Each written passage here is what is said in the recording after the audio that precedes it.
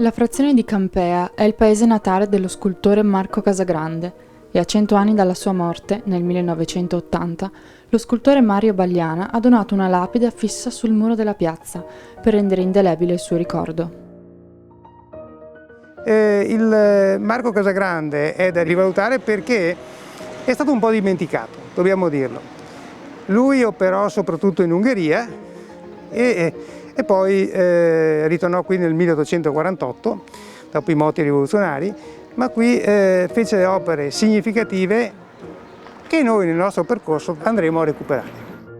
Casagrande viene da una famiglia umile, il 10° di 11 figli, ma è riuscito a brillare grazie a una casata del territorio, la famiglia Gera, poi Gera Bellati. La facoltosa stirpe lo mise infatti alla prova per testare le sue abilità e le mani di Casagrande stupirono tutti, facendosi adottare proprio dalla famiglia che aveva creduto in lui, garantendosi poi gli studi a Venezia. Da lì Casagrande si mostrò in tutto il suo estro, iniziando una proficua carriera di scultore che affascinò il territorio e persino i nobili d'Ungheria.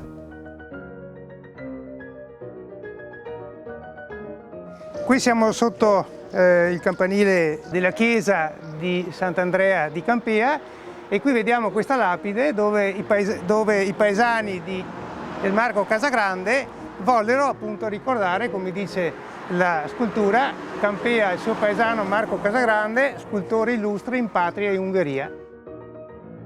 Se Campea è il suo punto di partenza, Cison è il luogo dove si raccolgono le testimonianze della maturità artistica. Nella chiesa arcipretale di Cison, infatti, sono custodite alcune delle sue opere. In entrambe le facciate esterne, ma anche all'interno, si possono osservare le statue scolpite da Casagrande in tutta la loro delicatezza.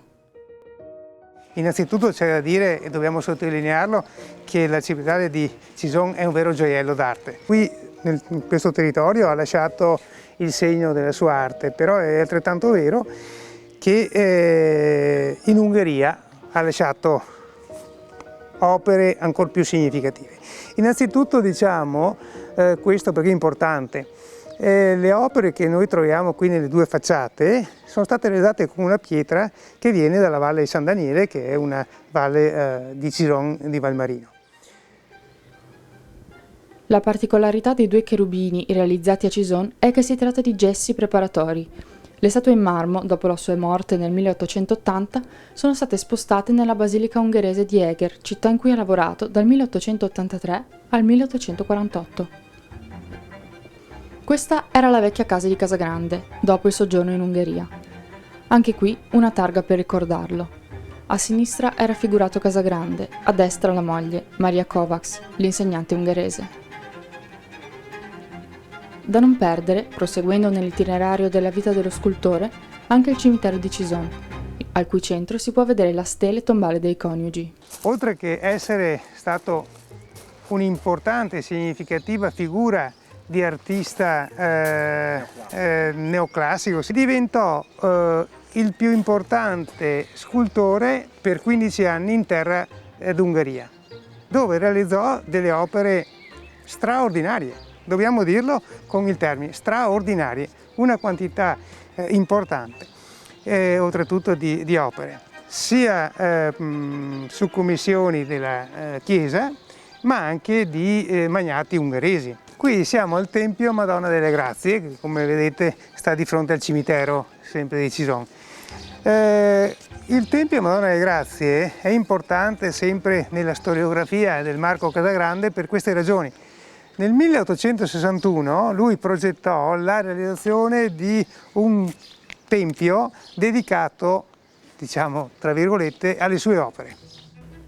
Dopo la guerra, i cisonesi la trasformarono nell'edificio che possiamo vedere oggi, il tempio votivo in ricordo dei caduti delle due guerre.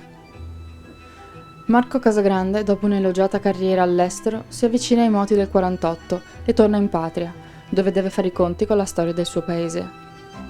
Allora Gian Antonio, in questo viaggio alla scoperta del Marco Casagrande adesso siamo a Conegliano, dove abbiamo due esempi significativi della sua arte. Da una parte il Duomo, andremo più tardi, e invece anche Villa Gera. Sì. Villa Gera è sempre della famiglia Gera di cui tu ci hai parlato, ma questo è un nuovo, diciamo, meno in più. Perché?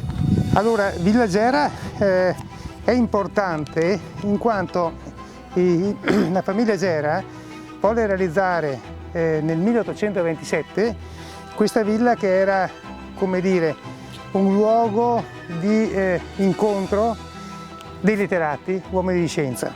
Quindi non era un luogo per viversi, era un luogo privilegiato, era per gli incontri. Esatto. La famiglia Gera dette l'incarico al Marco Casagrande di realizzare il grande altorilievo del pronao, della facciata del Tempio, che misura ben 14 metri per 3 metri di altezza e che venne realizzato tutto nel 1827.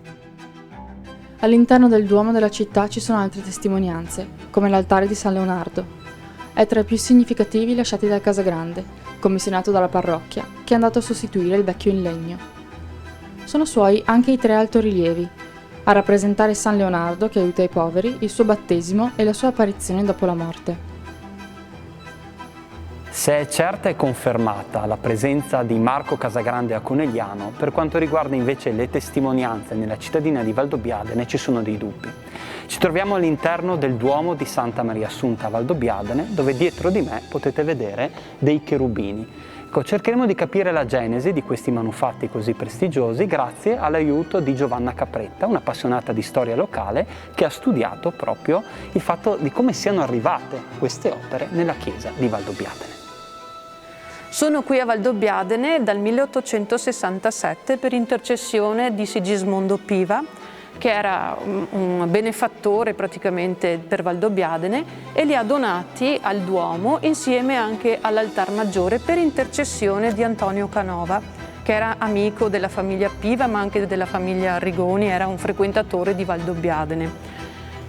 Sembra che l'altar maggiore derivi addirittura dalla demolita certosa del Montello, mentre i 2 cherubini finora sono stati abbastanza di derivazione ignota. È stupefacente come siano praticamente uguali ai 2 cherubini che ci sono a Cison, alla chiesa parrocchiale di Cison. Rappresentano la fede e la giustizia e sono alti circa 2 metri, 2,10 metri. La chiesa è una chiesa in stile neoclassico, è del 1816 e praticamente è stata edificata sulle fondamenta della chiesa precedente, che era del 1500. Nonostante lo scorrere dei secoli, l'arte di Marco Casagrande continua a coinvolgerci ogni giorno e grazie a lui possiamo dire di aver portato un po' di gusto italiano persino in Ungheria.